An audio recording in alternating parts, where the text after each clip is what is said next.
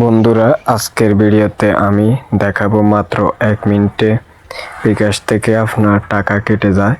তাই এই কাজটি আজকে আপনাদেরকে দেখাবো।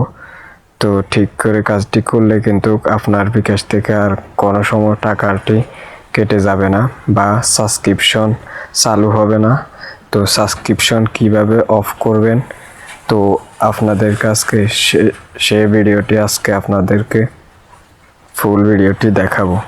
তো ভিডিওটা শেষ পর্যন্ত দেখলে পুরো বিষয়টা সহজে বুঝতে পারবেন। তো এখন ভিডিওটি শুরু করা যাক। তো আপনি আপনার প্রথমে বিকাশ অ্যাপসে ঢুকবেন। তো আমি আমার বিকাশ অ্যাপসে ঢুকতেছি। আমি আমার বিকাশ অ্যাপসে ঢুকলাম।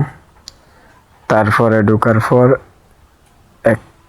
একেবারে কোনায় যে পেমেন্ট আছে, পেমেন্টে ক্লিক করবেন। তারপর নিচে সাবস্ক্রিপশন, এখানেতে ক্লিক করবেন। তারপরে ম্যানেজ করুন। তো ম্যানেজ করুন এখানে ক্লিক করলাম আমি। তারপর নিচে সাবস্ক্রিপশন লেখা আছে, এখানে ক্লিক করবেন। তারপর আপনার পিন কোড দিয়ে এগিয়ে যান, এখানে ক্লিক করবেন। তারপরে একটা কিন্তু আপনাদের সাবস্ক্রিপশন অলরেডি ক্লিয়ার হয়ে গেছে। তো আরেকটা করব আমি। তো এটা করলাম আমি। তো দেখুন, এটাতে আবার পিন দিয়ে দিবেন।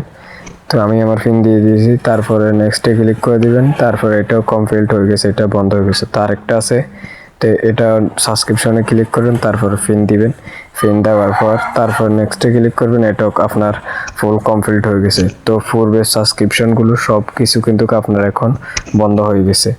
তো আপনার বিকাশ থেকে আর কোনো সময় টাকা কেটে যাবে না বা সাবস্ক্রিপশন অন হবে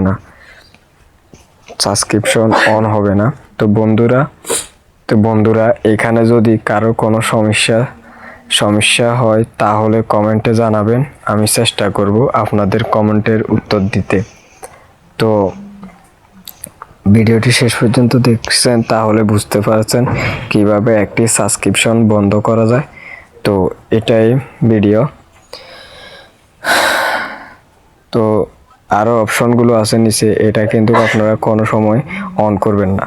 তো ভিডিওটা যদি আপনাদের ভালো লাগে তাহলে লাইক দিন, বন্ধুদের সাথে শেয়ার করুন এবং চ্যানেলটা সাবস্ক্রাইব করুন। নতুন নতুন টেক ভিডিও পেতে আমাদের সাথে থাকুন। সবাইকে অসংখ্য ধন্যবাদ। তো দেখা হবে কোনো পরবর্তী নেক্সট ভিডিওতে। তো এই পর্যন্ত ভালো থাকুন।